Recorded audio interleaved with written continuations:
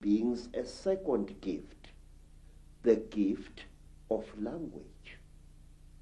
People started talking with their tongues where they had talked with their minds before. And there was a big rubbish starting again, because this man did not know the language of that man.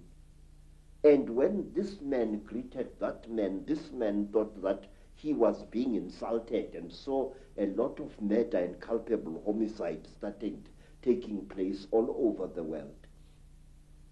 When our people were given language, they found to their horror that they had lost much of their mental powers.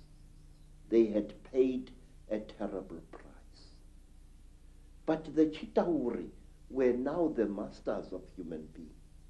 They made them, the human beings, to go into holes in the ground and to mine metal, gold, copper, tin, all kinds of metal. The Chitauri forced our people to mine. And the people were very unhappy because they couldn't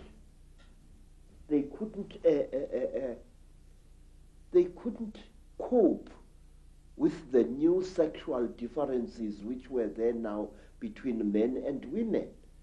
And then from amongst the Chitauri came a very good female Chitauri. Her name was Mai Nzarantwari Samahongo. Mai Nzarantwari Samahongo was the senior wife of the terrible chief of the Chitauri, Umbaba Gorontwari Samahongo. She was sorry for human beings, this great reptile lady. She said to the poor people, "Ow, you are unhappy." And the people said, "Yes, great one. We go into the holes every day, we dig the stones and we bring it to the gods, but we are not happy." And Mai Nzarantwari scratched her scaly chin and began to think and to think. She was terribly ugly. Her eyes were awful, like lights in the darkness. But she had mercy in her heart. And she taught the men and the women how to make love. And she said, "Look, we divided you into males and females.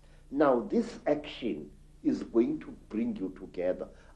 But it did not, because anyone who receives a gift from the Ntwari, the children of the python, is always in trouble.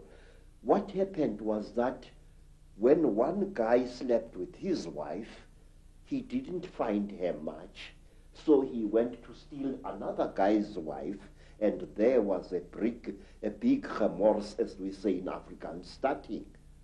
So men started stealing each other's wives and each other's girlfriends, and women started stealing each other's husbands, and there was a big nonsense in the land.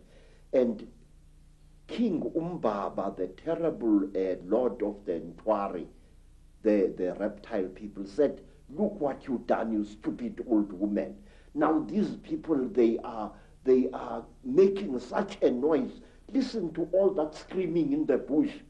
They are busy making love there, and our gold is not being dug, and you are responsible for this."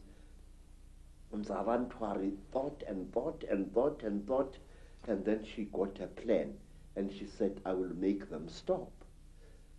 When they make love to each other, the female is going to get pregnant. And when she is pregnant, the male is going to leave her alone, and that noise in the bush will not be so disturbing to you, my lord." And Umbaba said, "You had better. There is no production here." And so all the women in the world was pregnant, and Umbaba was furious with his wife.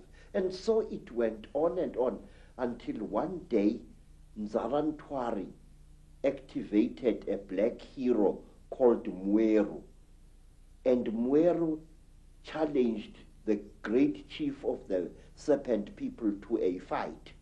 And he cut off the royal penis of the king of the snake people. And that caused a big war. Mweru ran away. But Umbaba, the terrible chief of the people, caught him and arrested him and brought him to his village. And there, the great chief Gorontwari Umbaba said, look, you cut off my thing, and I have replaced it with one made of gold, and I can't make love to my wife anymore. You think too much, you wretched little human being. Now, Umbaba had a terrible nail in one of his hands, a claw. And with this claw, he drove the claw into poor Mweru's nostril, making a terrible hole into his brain, and he started drinking Mweru's brain, and then he threw away the corpse. To this day, sir, we believe that the people, the Chitauri people, they eat human brains. And strangely enough, scientists have found skulls where the human brain has been removed and eaten by someone or something.